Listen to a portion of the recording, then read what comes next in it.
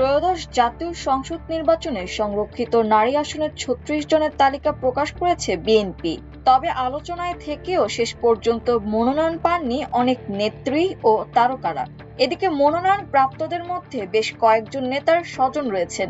সোমবার দুপুরে নয়াপল্টনে দলের কেন্দ্রীয় কার্যালয়ে তাদের নাম ঘোষণা করেন দলের সিনিয়র যুগ্ম মহাসচিব রুহুল কবির রিজভী।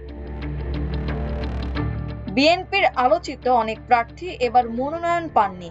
তাদের মধ্যে রয়েছেন সৈয়দা আসিফা আশরাফি পাপিয়া, আফরোজা আব্বাস, কনক চাপা, বেবি নাজনীন, রিজিয়া পারভিন, মেঘনা আলম, ফারজানা সিথি, প্রয়াত নাসির উদ্দিন পিন্টুর স্ত্রী নাসিমা আক্তার কল্পনা, গহেশ্বর চন্দ্র রায়ের মেয়ে অপর্ণা রায়, সালাউদ্দিন আহমদের স্ত্রী হাসিনা আহমদ, ডক্টর খন্দকার মোশাররফ হোসেনের বড় ছেলের স্ত্রী নাইমা খন্দকার, মহিলা দলের সহসভাপতি বেবি মওদুদ, সামিরা তাজরিন ও মাহরিন খান। এদিকে মনোনয়ন প্রাপ্তদের মধ্যে বেশ কয়েকজন নেতার স্বজন রয়েছেন। এর মধ্যে রয়েছেন সংস্কৃতি মন্ত্রী অ্যাডভোকেট নিতাই রায় চৌধুরীর মেয়ে এবং এমপি গহেশ্বর চন্দ্র রায়ের পুত্রবধূ নিপুণ রায় চৌধুরী।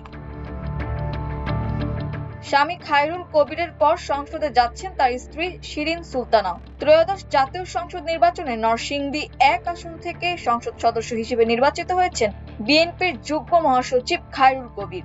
এবার একই সংসদে যাচ্ছেন তার স্ত্রী মহিলা দলের সাবেক সেক্রেটারি শিরিন সুলতানা। ২০০১ সালের ৮ম সংসদেও এমপি হয়েছিলেন তিনি।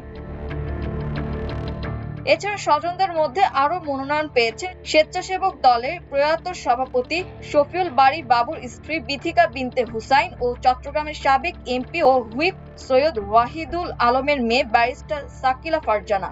এদিকে বিএনপির মনোনয়ন না পেয়ে হতাশা প্রকাশ করেছেন জাতীয়তাবাদী মহিলা দলের কেন্দ্রীয় কমিটির সাবেক সদস্য সঞ্জনা চৈতি পপি।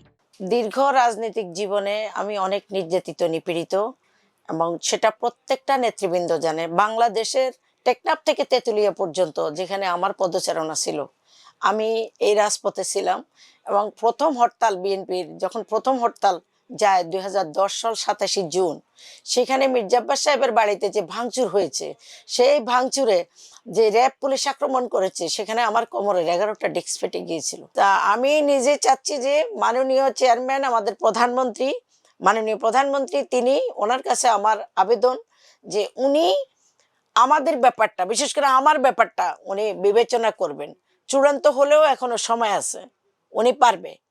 কিন্তু আমার মতো একজন ত্যাগী মানুষ যদি এইভাবে বঞ্চিত হয়ে যায়, পড়ে যায়, তাহলে ভবিষ্যতে কারা রাজনীতি করবে? কোন নারীরা রাজনীতি করবে?